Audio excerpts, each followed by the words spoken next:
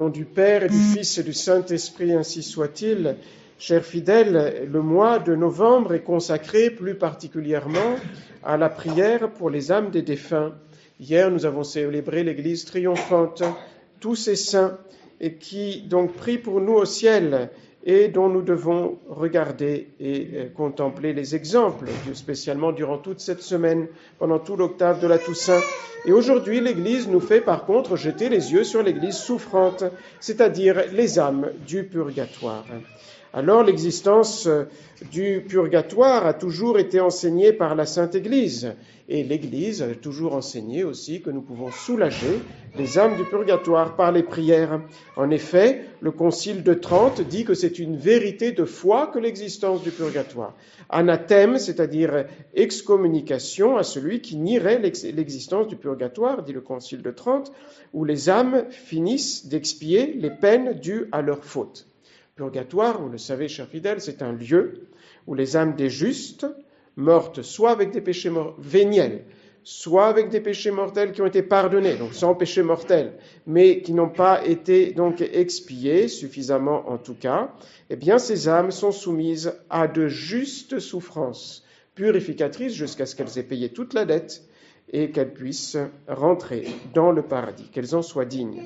Les protestants ont nié l'existence du purgatoire, donc à la suite de Luther et de Calvin. Ils disent pour cela que dans la Bible, dans la Sainte Écriture, il n'y a aucun endroit où on parle du purgatoire, on parle seulement dans la Bible du ciel et de l'enfer. Mais nous savons que même si cela était vrai, cette objection, eh bien nous avons la praxis, la pratique de l'Église qui a toujours, depuis les catacombes, pratiquement depuis les apôtres, si on pouvait donc remonter jusque-là, eh bien prier pour les âmes du purgatoire. Toujours à la messe, il y a eu le memento des défunts, n'est-ce pas? Donc, dans lequel nous prions pour les âmes des défunts, et on voit en effet dans les catacombes qu'il y a des inscriptions, donc dans lesquelles on demande au Seigneur Jésus de pardonner aux âmes et de leur donner, donc de les soulager dans leur souffrance. Et donc, cependant, l'Écriture sainte parle du purgatoire. Il n'y a pas le mot purgatoire.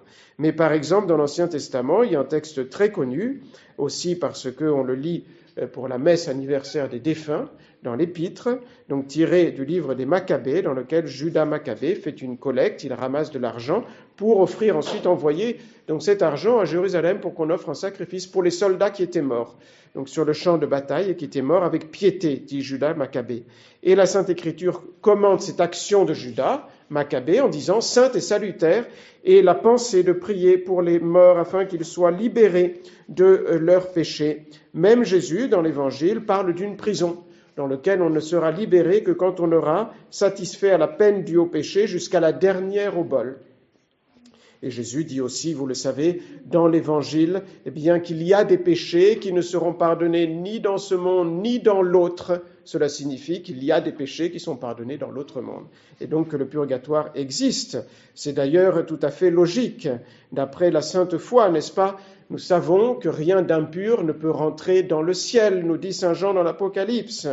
Alors malheureusement, bien sûr, celui qui meurt en état de révolte envers le bon Dieu, un état d'inimitié envers le bon Dieu, il est condamné à l'enfer. Mais celui qui meurt en état de grâce, il possède la grâce sanctifiante qui est la semence de la vie éternelle, mais il arrive bien souvent qu'ils doivent se purifier encore de ses péchés, les expier. Donc le purgatoire eh bien, est requis par la justice du bon Dieu. Qu'est-ce que l'on sait d'absolument certain sur le purgatoire?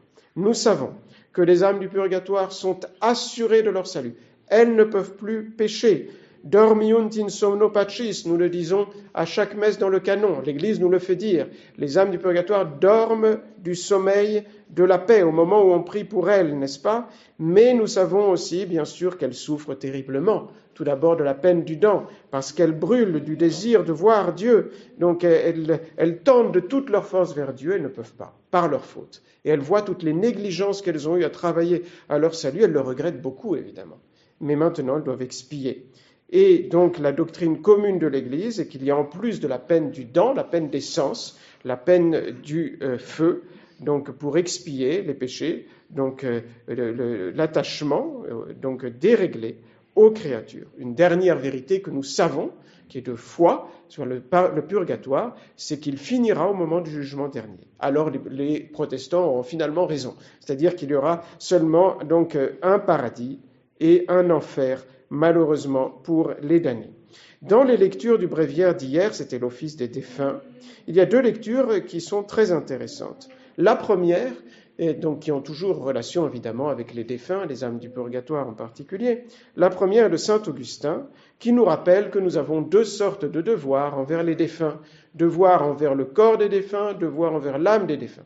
Mais pour bien montrer qu'il y a une supériorité importante en nos devoirs envers l'âme des défunts, il commence par dire que les devoirs envers la sépulture des défunts sont plus pour la consolation des vivants que pour le secours des défunts. Mais il ajoute juste après que notre corps fait partie de notre nature humaine.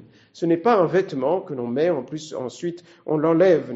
C'est l'instrument dont nous nous servons pour faire le bien ou malheureusement le mal donc durant notre vie, et qui est le vase de l'âme, qui contient notre âme. Et donc, comme il est légitime, c'est un sentiment commun parmi les hommes, n'est-ce pas, de conserver quelques objets qui appartenaient à nos défunts avec piété, avec respect, c'est tout à fait bien de le faire. Eh bien, combien plus, dit saint Augustin, faut-il traiter avec respect les sépultures des morts ? Il faut donc entretenir les tombes de nos morts. Il est bien, c'est une coutume, ça dépend des pays, mais par exemple de fleurir les tombes des morts. Et dans certains pays, on met des lumignons donc au moment du mois de novembre. Il faut respecter donc les morts, il faut respecter évidemment leur volonté, leur dernière volonté. C'est un témoignage d'affection, de respect, c'est un témoignage de foi dans la résurrection de la chair. Évidemment, saint Augustin ajoute juste après, mais si on ne priait pas pour eux, cela ne servirait absolument de rien. Nous devons donc soulager les âmes du purgatoire en offrant pour eux au Seigneur, dit saint Augustin, le saint sacrifice de l'autel, le sacrifice de notre prière, d'autres sacrifices, le sacrifice d'aumône fait aussi en suffrage pour les âmes du purgatoire. Et justement, il y a une expression consacrée dans la Sainte Église. Nous disons que nous devons offrir des prières ou des actions méritoires en suffrage pour les âmes du purgatoire. Suffrage, c'est un mot latin, suffragium, qui veut dire aider. C'est-à-dire, nous devons faire cela pour les aider. Pour les aider. En effet, chers fidèles, vous savez, je pense, il est bien de savoir que quand nous faisons un acte surnaturel, en état de grâce, nous gagnons un double profit. Nous méritons un nouveau degré de grâce. Donc voilà une bonne action qui a été faite, un sacrifice. Cela augmente la grâce de Dieu dans notre âme. Et il y a un deuxième profit, nous satisfaisons pour nos péchés passés, de façon proportionnée au sacrifice que nous avons fait, à la privation que nous sommes faite, à l'épreuve que nous avons acceptée, que le bon Dieu a permis. Et donc voilà que nous ne pouvons pas céder le mérite. Il nous appartient en propre, impossible de le céder. Par contre, eh bien, la théologie nous dit que nous pouvons céder à quelqu'un d'autre la satisfaction que nous avons gagnée par cette bonne action à autrui, même à un défunt. De telle sorte, voyez-vous, c'est la communion des saints, c'est le dogme de la communion des saints. De telle sorte que si vous faites une bonne action, qui vous a mérité, par exemple, vous avez supporté quelque chose de vraiment difficile, qui vous a mérité 100 jours de purgatoire en moins, eh bien, vous pouvez l'offrir à Dieu en suffrage pour une âme du purgatoire. Et l'âme du purgatoire, c'est elle qui aura 100 jours de purgatoire en moins. Ainsi en est-il pour les indulgences. Vous savez qu'une indulgence, c'est le fait par l'Église, nous permet, à certaines conditions, de puiser dans les trésors infinis de Jésus, de la Sainte Vierge et des saints, et de l'appliquer à notre âme. Si nous respectons toutes les conditions que l'Église a fixées, même indulgence plénière, à ce moment-là, toute la peine due à nos péchés, plus de purgatoire, est effacée, tout est effacé. Eh bien, les indulgences, il y a le même principe. Il y a des indulgences, pas toutes, qui sont applicables aux âmes du purgatoire. C'est par exemple les indulgences extraordinaires que vous pouvez gagner durant donc l'octave de la commémoration des fidèles défunts. Visiter un cimetière avec les conditions requises, vous le savez, je pense, il faut le regarder si vous ne savez plus, donc sur la feuille, ou donc consulter, donc pour bien remplir les conditions, les sacrements. remplir l'œuvre prescrite et être en état de grâce, eh bien, vous délivrez une âme du purgatoire. Si les conditions sont remplies, vous délivrez une âme du purgatoire. Et ainsi en est-il aujourd'hui, pour ceux qui ne l'ont pas fait hier, de la visite d'une église, si pater, si ave, si gloria dans une église, à chaque fois, toujours aux mêmes conditions, les sacrements, l'état de grâce, et prier aussi pour aux intentions de la Sainte Église, eh bien, vous pouvez libérer une âme du purgatoire. Vous offrez cela en suffrage. Nous pouvons aussi faire des sacrifices. Nous pouvons aussi offrir une messe. Je vous l'ai dit, c'est aussi une coutume catholique d'offrir, par exemple, au mois de novembre, une messe pour les défunts de notre famille. Donc, donner un honoraire de messe aux prêtres en suffrage pour les âmes du purgatoire, et ainsi de suite. C'est une très bonne action que de faire cela, qui est très agréable au bon Dieu, et c'est un devoir de charité. C'est une œuvre de miséricorde, donc soit temporelle, soit spirituelle. Et les saints disent qu'ils se demandent comment on peut excuser un catholique de péché s'il ne prie pas pour les âmes du purgatoire, s'il ne prie pas du tout pour elles. D'ailleurs, cela est utile aussi pour nous, parce que les âmes du purgatoire peuvent prier pour nous. Il est certain que les âmes du purgatoire pour lesquelles nous prions, peuvent prier pour nous, c'est absolument certain. Elles peuvent nous obtenir le pardon de nos péchés, ce qui est le plus important, des grâces spirituelles, des grâces temporelles, et donc on peut les invoquer, et bien souvent elles nous répondent par beaucoup de grâces. C'est très utile à notre âme. Et la deuxième lecture est une lecture tout simplement de saint Paul, l'Épître aux Corinthiens, au chapitre 15, dans lequel il nous parle de la résurrection de la chair, de la résurrection des corps, et qui répond à beaucoup de questions que parfois on se pose. Et donc, même moi, en étudiant un petit peu mieux ce texte de saint Paul, eh bien, j'ai trouvé des réponses à parfois même des questions que m'ont fait les fidèles auxquelles je n'ai pas su répondre. Tout d'abord, saint Paul dit « Si nous ne ressusciterons pas, le Christ n'est pas ressuscité. » Et un peu après, il ajoute « Et si le Christ n'est pas ressuscité, nous ne ressusciterons pas. » Notre prédication est vaine. Évidemment, si on ne ressuscite pas, eh bien, cela ne sert à rien. Mais le Christ est véritablement ressuscité, comme prémisse de ceux qui dorment. Comme dit saint Paul, par un seul homme est venue la mort dans le monde, c'est Adam. Ainsi, par un seul homme est venue la résurrection des morts, et c'est Jésus-Christ. Et comme tous meurent en Adam, tous nous devrons mourir, parce que Adam a commis le péché originel, tous revivront aussi dans le Christ. Alors la première question qui se pose, c'est pourquoi saint Paul insiste sur ce lien indissoluble qu'il y a entre la résurrection de notre Seigneur Jésus-Christ et notre propre résurrection. Parce que nous sommes baptisés. Et par le baptême, nous avons reçu une seconde naissance. Nous avons été insérés réellement, bien que mystérieusement, mystiquement, on dit surnaturellement, donc invisiblement, donc en notre Seigneur Jésus-Christ. De telle sorte que notre condition depuis notre baptême est liée à notre Seigneur Jésus-Christ, et donc ce qui s'est passé en Jésus-Christ doit se reproduire nécessairement en nous. Jésus-Christ est mort, il a été enterré, ensuite il est ressuscité et il est monté au ciel. Eh bien nous devons passer par le même chemin. Nous devons mourir, nous devons être enterrés, nous devons ressusciter, espérons encore glorieux, et aller dans le ciel, parce que Jésus-Christ est la tête et nous sommes les membres. Et saint Paul utilise cette image, nous sommes Jésus et les prémices de tous les autres ressuscités, de tous les autres élus qui vont ressusciter. C'est une image que les Juifs comprenaient très bien parce qu'ils offraient toujours, suivant la loi de Moïse, les prémices de la moisson à Dieu. Et en offrant les prémices, ils offraient toute la moisson. Et ainsi, l'humanité est une grande famille, une très grande famille qui est ramenée à l'unité par des chefs prédestinés par le bon Dieu. Le premier, c'est Adam, qui est le père de tous les hommes, qui nous a transmis la vie naturelle, mais aussi qui nous a transmis la mort, n'est-ce pas ? Et donc, aussi, on peut dire le péché originel. Et l'humanité est réunie aussi dans le second Adam, qui est notre Seigneur Jésus-Christ, et qui, lui, nous transmet la vie surnaturelle. Il nous donne la vie surnaturelle. Et voilà donc que Jésus-Christ est ressuscité le premier, dans une première phase, et nous ressusciterons en second, dans une deuxième phase, lors de l'avènement de notre Seigneur Jésus-Christ, pour donc imiter notre Seigneur Jésus-Christ. Et la question qui se pose tout de suite après, et que souvent les enfants, par exemple, et même les fidèles se posent, n'est-ce pas, avec quel corps nous allons ressusciter? Comment cela va-t-il se passer? Eh bien, saint Paul répond, avant même de rappeler que Dieu est tout-puissant, s'il crée de rien, il peut aussi donc nous redonner notre corps. Il rappelle une loi générale de la création. Dieu a donné une leçon de choses dans la création au sujet de la résurrection qui va nous arriver. En effet, toute graine qui est plantée dans la terre, n'est-ce pas, la première chose qu'elle fait, elle commence à mourir. Si elle ne meurt pas, elle ne peut pas revivre. Et il n'y aura pas d'épi. Elle ne pourra pas produire au centuple.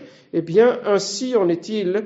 Pour nous, c'est naturel de voir le grain qui est mis dans la terre, il meurt et il repousse, il fait 100 épis, n'est-ce pas, avec une toute petite graine. Mais c'est un véritable miracle. Mais même si le bon Dieu le fait tous les jours. Eh bien, le bon Dieu qui fait cela tous les jours, est-ce qu'il ne pourra pas restituer, dit saint Paul, notre corps? Il ne n'aura pas donné notre propre corps, mais affranchi de toutes les infirmités. Et saint Paul décrit dans le détail comment sera notre corps. Et c'est comme cela que nous le savons. On peut même le voir maintenant dans le catéchisme. Il dit, notre corps est semé dans la corruption pour se réveiller incorruptible. C'est l'immortalité. Notre corps est semé dans la laideur pour se réveiller dans la beauté et la gloire. C'est la clarté. Notre corps est semé dans la faiblesse et l'infirmité pour se réveiller dans une vigueur immortelle. C'est l'impassibilité. Et notre corps est semé animal, insoumis à notre âme, pour se réveiller spirituel. C'est-à-dire, c'est la subtilité. Quand nous ressusciterons, eh bien, notre corps suivra notre âme. Notre âme ira d'un endroit à un autre et notre corps suivra et obéira à notre âme. Et donc, saint Paul finit en abordant l'histoire anticipée de la résurrection à la fin du monde. Et c'est là où j'ai trouvé des réponses que je n'avais jamais trouvées. Donc, c'est un texte, donc je vous l'ai dit, de saint Paul aux Corinthiens, dans le chapitre 15, mais vous avez exactement saint Paul dit la même chose dans l'épître des funérailles, donc vous le retrouvez facilement dans votre Messie. Dans l'épître des funérailles, il dit la même chose, il dit ceci. Nous qui sommes en vie, il décrit la fin du monde. Il décrit la résurrection des corps. Nous qui sommes en vie, nous serons enlevés avec eux, c'est-à-dire avec les justes qui vont ressusciter, qui vont sortir de terre avec leur corps, sur les nuées pour aller dans les airs au-devant du Christ. Et donc la première question qui se pose, c'est qu'il semble que saint Paul dit qu'il sera encore en vie au moment du jugement dernier.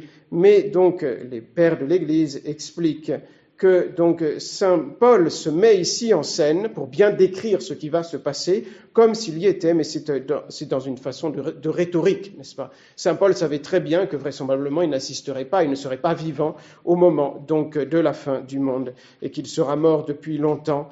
Et puis, il y a la deuxième question qui se pose, c'est qu'il semble en effet, d'après ce que dit saint Paul, soit dans ce passage-là, soit dans l'épître aux Corinthiens au chapitre 15, eh bien que ceux qui seront vivants au moment de la fin du monde, eh bien donc ne mourront pas. Et pourtant, saint Paul dit dans un autre passage que tous nous devrons mourir.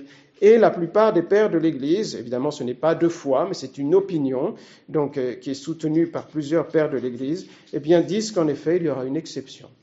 Ceux qui assisteront à la fin du monde, eh bien eux ne mourront pas. Ils seront transformés, comme dit saint Paul. Nous serons transformés d'une façon extrêmement rapide qui équivaudra à une résurrection. Mais il n'y aura pas de mort proprement dite et de résurrection pour ceux qui assisteront à la fin du monde. Et voilà pourquoi saint Paul dit cette phrase, qui lui-même, en annonçant cette phrase, dit « Je vous annonce un mystère ». C'est quelque chose qu'on ne peut savoir que par la révélation. Et donc, voyez-vous, à la fin du monde, rien ne manquera, en tout cas, à la victoire du Seigneur Jésus. Ce qui arrache véritablement à saint Paul une exclamation de triomphe qui est bien connue, surtout on la rappelle toujours au moment de Pâques, qui s'adresse au dernier vaincu par notre Seigneur Jésus-Christ. Et ce dernier vaincu, c'est quelque chose de personnalisé, donc il en fait une personne, c'est la mort. La dernière chose que Dieu donc vainc, c'est la mort, comme une puissance diabolique venue du démon, comme un scorpion qui pique tous les hommes qui passent, n'est-ce pas? Eh bien, il personnalise et saint Paul dit ceci, « Ô mort, où est ton pouvoir maintenant? Où est ta victoire? Où est ton aiguillon? » C'est-à-dire, en quelque sorte, ton dard venimeux avec lequel tu as piqué tous les hommes, il n'existe plus. Tu es mort. Et donc voilà, Dieu nous a donné la victoire sur le péché en mourant sur la croix et sur la mort par Jésus-Christ, de qui le triomphe est le nôtre si nous lui sommes fidèles. Vous voyez toutes ces belles leçons que nous rappelle le mois de novembre, nos devoirs envers les défunts, donc visiter nos morts, surtout prier pour nos morts, cela est le plus important, prier pour les défunts, faire des bonnes œuvres, n'est-ce pas, comme les indulgences, et la pensée de la résurrection. Nous devons absolument, chers fidèles, rester unis à Jésus-Christ pour pouvoir ressusciter avec lui, coûte que coûte.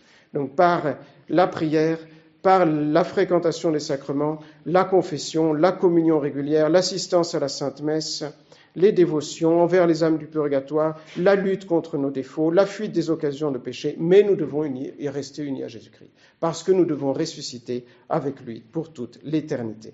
Au nom du Père et du Fils et du Saint-Esprit, ainsi soit-il.